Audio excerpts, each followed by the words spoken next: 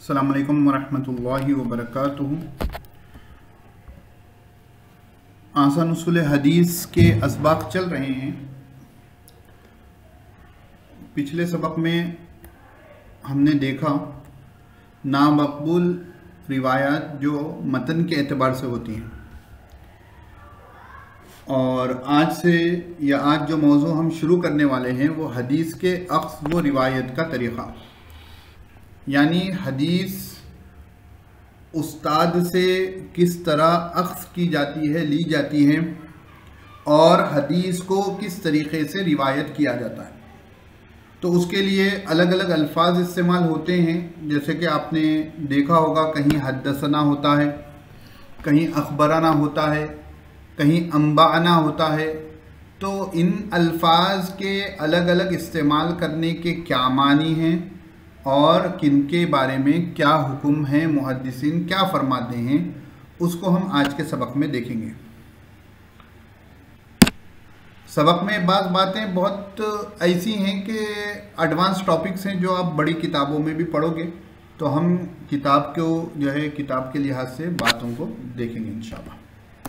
तो मुसन्निफ फरमाते हैं कि हदीस के नक़ल व रिवायत में मुहद्दिसीन ने यह एहतियात बरती है कि ना सिर्फ हदीसें बेकम व कास अपने तलामिज़ा को पहुँचाई हैं, बल्कि उन्होंने जिस तरह अपने शेख से हदीस ली है, अपने तिलमीज़ से भी उसकी वजाहत कर दी है।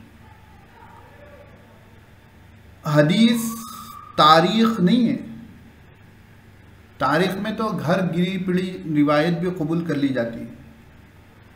हदीस के नक़ल व रिवायत में मुहद्दिसीन ने हदीस को ना उसमें कुछ कमी की, ना कुछ ज़्यादती की, अल्फाज को मिन व अन नकल करके अपने शागिर्दों को पहुंचाया है, बल्कि उससे आगे बढ़कर उस्ताद से किस तरीक़े से हदीस सुनी, यानी उस्ताद ने पढ़कर सुनाया या ख़ुद तालिब इल्म ने उस हदीस को उस्ताद के सामने पढ़ा, या वो ख़ुद तालिब इल्म ने तिलावत की है उस हदीस की, या दूसरे तालिब इल्म ने तिलावत की है, या उस्ताद ने इनको इजाज़त दे दी है। अगर आप परसों ख़त्म बुखारी के जलसे में आए होंगे तो वहाँ पर दारुल उलूम देवबंद के तखस्सुस फिल हदीस के जो उस्ताद हैं, ज़िम्मेदार हैं गालिबन, मौलाना अब्दुल्ला मारूफी साहब दामद बरकातुम, उन्होंने एक हदीस बच्चों को पढ़ाई।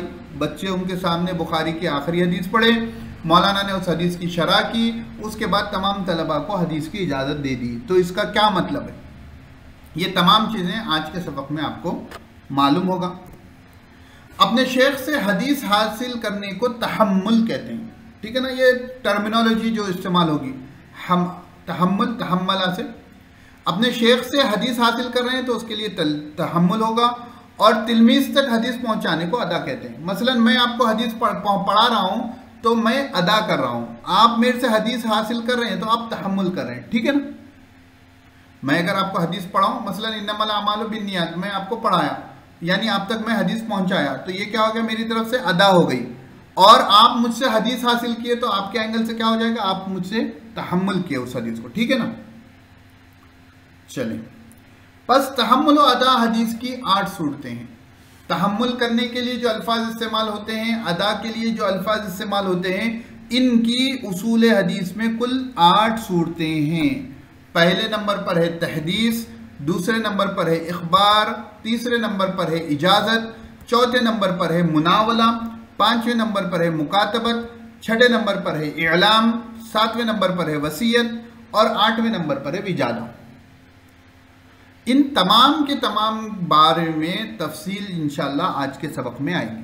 अहम बातें हैं। अब जो कोई हदीस की किताब पढ़ते हैं उनको इनमें से बहुत से अल्फाज उनके सामने आते हैं, बाज़ कम आते हैं, बाज़ ज़्यादा मरतबा आते हैं। जैसे तहदीस इखबार है, बहुत ज़्यादा आता है, लेकिन आप तफसीली तौर पर रावियों के हालात जानोगे तो आपको इजाज़त, मुनावला, इलाम, वसीयत वगैरह का भी इल्म होगा, तो आपको सबक में पूरी बातें इंशाअल्लाह आ जाएंगी। पहले नंबर पर है तहदीस। तहदीस ये है कि उस्ताद पढ़े और तालिब इल्म सुने। तहदीस क्या है, उस्ताद का हदीस को पढ़ना और तालिब इल्म का उस हदीस को सुनना। इसको हद्दसना या हद्दसनी से ताबीर किया जाता है। बात समझ में आई। तो आप अगर बुखारी शरीफ खोले और बुखारी शरीफ में लिखा हुआ है हद्दसना अहमद इब्न इश्काब, तो यानी अहमद इब्न इश्काब या अशकाब जो हैं वो हदीस पढ़े और इमाम बुखारी रहमतुल्लाह अलैह ने उस हदीस को सुना, यानी उस्ताद पढ़े और शागिर्द ने सुना, तो उसके लिए क्या ताबीर इस्तेमाल होगी?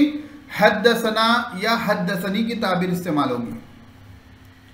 अगर सुनने वाला तन्हा यही रावी हो, यानी उस्ताद और शागिर्द, उस्ताद भी एक शागिर्द भी एक, तो हद्दसनी कहेगा।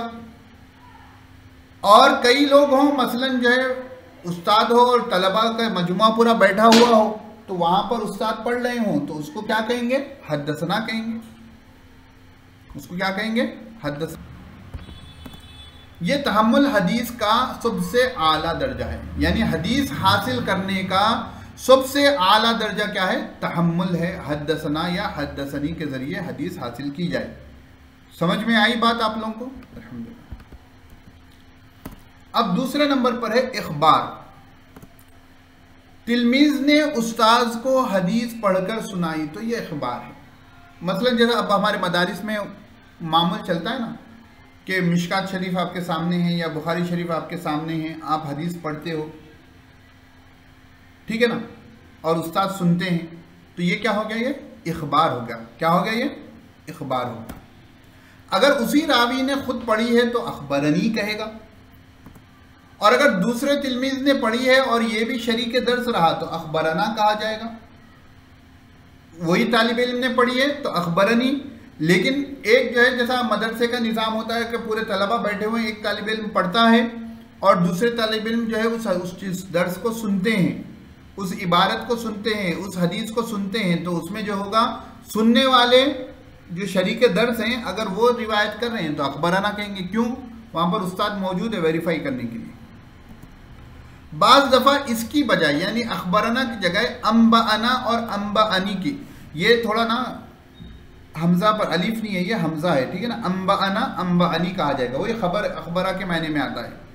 तो बाज़ अक्सर मरतबा अखबराना अखबरनी इस्तेमाल होता है, कभी कभी अम्बाअना और अम्बाअनी इस्तेमाल होता है। ये अम्बानी नहीं है, ठीक है ना, अलीफ नहीं है, वो बीच में हमजा है, अलीफ नून बा के बाद क्या है? हमजा है। अक्सर लोगों का ख्याल है कि इखबार और अम्बा में कोई फ़र्क नहीं। तहम्मुल हदीस में हदीस तहदीस के बाद इसका दर्जा है। देखिए ना, ये ता यहाँ पर आ गया, असल में हमल नहीं है, तहम्मुल है। तो पहले नंबर पर है तहदीस यानी हद्दसना, और दूसरे नंबर पर है इखबार यानी अखबरना या अम्बाना। अब देखो, मौलाना ने जहाँ ये बात कही है कि अक्सर लोगों का ख्याल है कि इखबार और इम्बा में कोई फ़र्क नहीं है, तो मतलब ये है कि बाज़ मुहद्दिसीन इसमें फ़र्क करते हैं। तो ये आपको बड़ी किताबों में तफसील से जब पढ़ोगे तो वहाँ पर आपको मालूम होगा। तो अगर तफसीली बड़ी किताबें मुताला करोगे तो वहाँ मालूम होगा कि फ़लाँ कहते हैं कि अखबाराना और अम्बाना में फ़र्क है, अखबाराना की ये मायने हैं, अम्बाना की ये मायने हैं, फ़लाँ कहते हैं कि दोनों के मायने सेम है। ये तमाम चीज़ें आपको तफसीली किताबों में मिलेंगी। फ़िलहाल के लिए आप लोगों को इतना जान लेना काफ़ी है। तो इखबार भी समझ में आ गया। चलें, अब आते हैं तीसरे नंबर पर है इजाज़त। जैसा कि परसों अल-माहदुल आलिया अल-इस्लामी में जो जलसा हुआ तक़सीर ख़त्म बुखारी का, तो उसमें तलबा को जो है हज़रत मौलाना अब्दुल्ला मारूफ़ी साहब दामत बरकातुहुम ने अपनी सनद से हदीसें रिवायत करने की इजाज़त दी है। तो पहले भी ज़माने में होता था, किसी शख्स को शेख मुतअय्यन हदीस या किताब हदीस की रिवायत करने की ज़बानी या तहरीरी इजाज़त दे दें। किसी शख्स को शेख यानी उस्ताद मुतय्यन हदीस की, पर्टिकुलर हदीस की या पर्टिकुलर किताब की हदीस की रिवायत करने की ज़बानी ओरल इजाज़त दे दें या लिख कर इजाज़त दे दें कि फ़लाँ को जो है मेरी हदीसें रिवायत करने की इजाज़त है। इसकी मिसाल भी मैं आपको दे देता हूँ। परसों जो शेख अब्दुल्ला मारूफ़ी साहब दामत बरकातुहुम ने इजाज़त दी है वो पूरी किताबों की दी है और ज़बानी दी है, स्टेज पर बैठकर मौलाना ने इजाज़त दी है। और आम तौर पर जो है उसी दिन सुबह में आम तौर पर माहद में प्रोग्राम होता है, मौलाना खालिद सैफुल्लाह रहमानी साहब जो है तहरीरी तौर पर तलबा को इजाज़त देते हैं कि एक सर्टिफिकेट बना हुआ है, उसमें जो है तालिब इल्म का नाम, जैसे सर्टिफिकेट्स मिलते हैं ना, जगह खाली होती है, तो जो जो तलबा मौलाना के हदीस के दर्स में होते हैं तो उसके बाद मौलाना तहरीरी इजाज़त देते हैं। तो इसको क्या कहेंगे हम? इजाज़त कहेंगे। इस सूरत में इजाज़त याफ्ता तिलमीज़ रिवायत नकल कर सकता है, इस पर इत्तेफाक है। यानी अगर जिसको इजाज़त मिली, जैसा कि मुझे मौलाना खालिद सैफुल्लाह रहमानी साहब से इजाज़त मिली हुई है, तो अब मुझे इजाज़त जब मिली हुई है तो मैं जो है उनके हवाले से हदीस नकल कर सकता हूँ कि मुझसे हदीस बयान की शेख खालिद सैफुल्लाह अर्रहमानी ने, मैं इस सनद से रिवायत बयान कर सकता हूँ। अलबत्ता इस तरह रिवायत करे हद्दसनी फुलानुन इजाज़तन, ठीक है ना, यह गोलता है, ये हानी है, तो अरबी उर्दू रस्मुल ख़त में थोड़ा लिखने में गड़बड़ होगी। तो हद्दसनी फुलानुन इजाज़तन, मुझे फुलाने हदीस की, मुझसे हदीस बयान की फुलाने, यानी हद्दसनी खालिद सैफुल्लाह अर्रहमानी इजाज़तन, मुझे हदीस बयान की मौलाना खालिद सैफुल्लाह रहमानी साहब ने कैसे, इजाज़त के तौर पर। हर हदीस मैंने उनसे नहीं सुनी, लेकिन इतनी पर्टिकुलर अहादीस हैं जिनकी उन्होंने इजाज़त दे दी। तंबीह, इजाज़त की इसके अलावा कुछ और भी सूरतें हैं जिनके बारे में इख्तिलाफ है, जिसको आप बड़ी किताबों में पढ़ोगे। बात समझ में आ गई इजाज़त की भी। चलें अब आते हैं चौथे नंबर पर। चौथे नंबर पर है मुनावला। कहते हैं शेख तिलमीज़ को, यानी अपने शागिर्द को अपनी मरवियात सुपुर्द कर दें, यानी उनकी जितनी अहादीस हैं वो उनके हवाले कर दें, ये मुनावला है। अगर इसके रिवायत करने की इजाज़त भी दे दे तो उसको मुनावलतुन मक़रूनतुन बिल इजाज़त कहते हैं। अगर सिर्फ हवाला कर दे तो मुनावलतुन मुजर्रदतुन अनिल इजाज़ा कहते हैं। इस सूरत में यूँ रिवायत करे हद्दसनी फुलानुन मुनावलतन, पहली सूरत में इत्तिफाक़ है कि तिलमीज़ इसे रिवायत कर सकता है, अलबत्ता दूसरी सूरत में इख्तिलाफ है। बात समझ में आई। मसलन शेख की हदीस की किताब है, शेख क्या करे कि जो है कि उनके पास कोई मिलने आए, जैसा होता है ना गिफ्ट करते हैं किताबें, तो मसलन मौलाना खालिद सैफुल्लाह रहमानी साहब ने समझिए कि जो है कि आपने हदीस की किताब लिखी, हदीसें उनकी मरवियात जमा की, और जो है कोई जो है तालिब इल्म जो है बाहर से मिलने आए, तो मौलाना ने हदियतन वो किताब उनको हवाले कर दी, तो ये क्या हो जाएगी, मुनावला हो जाएगी। हदीस की सिचुएशन में ये क्या हो जाएगी, हदीस की उसूल हदीस की इस्तिलाह में मुनावला हो जाएगी। अब इसकी दो सूरतें हो सकती हैं हवाला करते वक्त।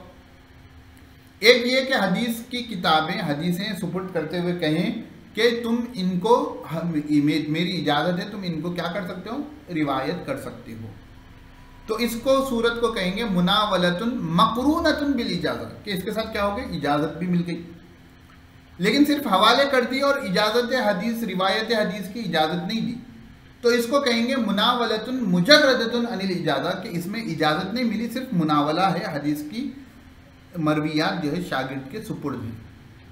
अब ये जो पहली सूरत है जिसमें इजाज़त मिलती है, उसमें ये इत्तेफाक है कि तिलमीज़ उन रिवायतों को रिवायत कर सकता है, उन हदीस को, लेकिन दूसरी सूरत में इख्तिलाफ है, यानी बाज़ कहते हैं कि वो मुनावलतन जो है रिवायत कर सकता है, बाज़ कहते हैं नहीं कर सकता है, जो आप बड़ी किताबों में पढ़ोगे।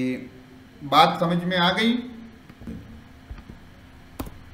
पांचवें नंबर पे मुकातबत, कातबा युकातिबु मुकातबतन, लिखना। शेख अपनी मरवियात को मौजूद या गायब तालिब इल्म के लिए खुद लिख दे या लिखा दे।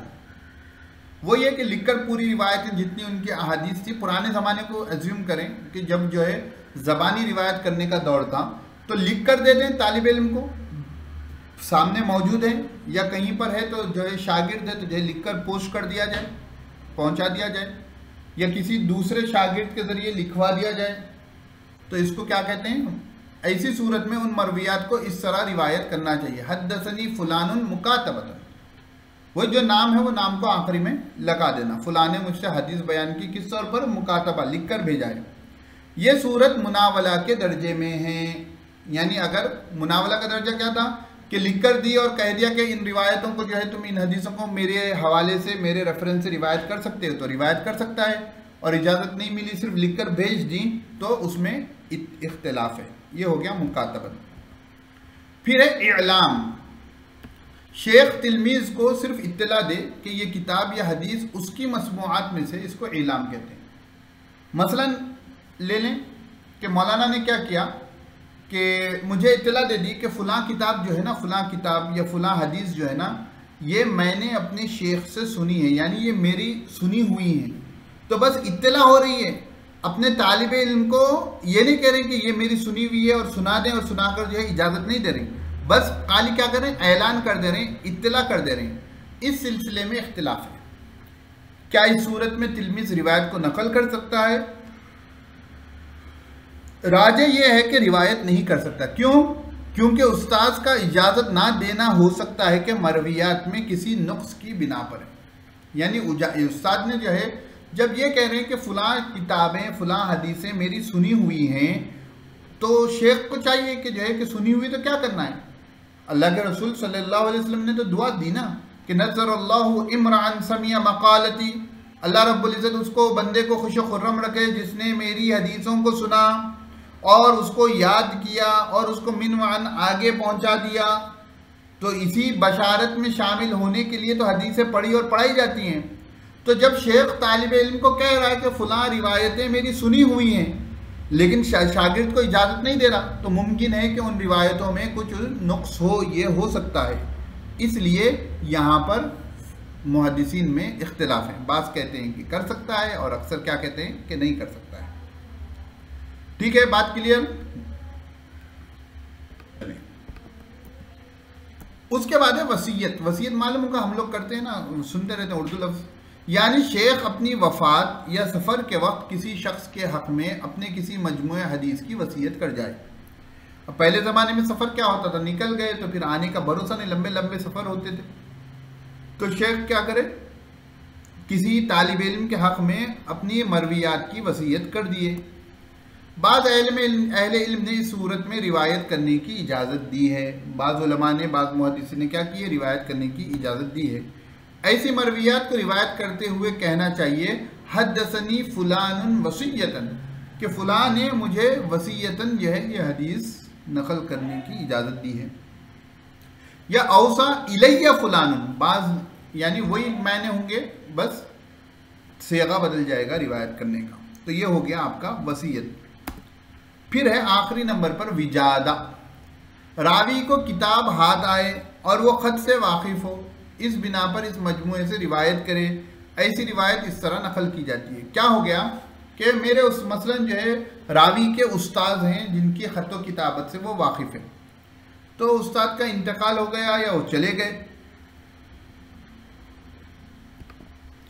ठीक है। तो अब वो रावी को क्या हुआ कि कहीं से लाइब्रेरी से या कहीं से जो है वो एक किताब मिली और वो उस किताब में जो लिखत है, ख़त व किताबत है, उससे उसने पहचान लिया कि ये तो मेरे उस्ताद की हदीसें हैं लिखी हुई, मैं इनको पहचानता हूँ, यानी उसकी हैंड राइटिंग में पहचानता हूँ।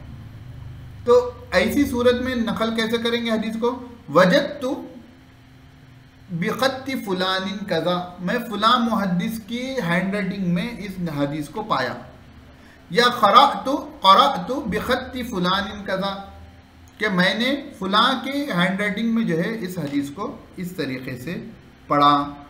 तो मुहद्दिसीन कहते हैं कि इसकी सनद क्या हो जाएगी, मुनक़ते समझी जाएगी। क्यों? उस्ताद तो चले गए या इंतकाल हो गया, कहीं पर जो है तालिब इल्म को उनकी लिखी हुई मरवियात मिली।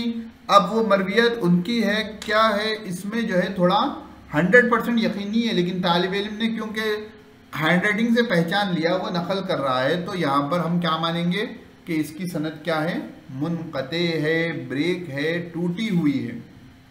तो यहाँ पर हम अपने आज के सबक को ख़त्म करते हैं। बाकी के 2-4 टॉपिक्स जो बचे हुए हैं इंशाअल्लाह उनको अगले अस्बाक में ख़त्म करेंगे। अल्लाह ताला आफ़ियत के साथ किताब को मुकम्मल करने की तौफ़ीक़ नसीब फरमाए।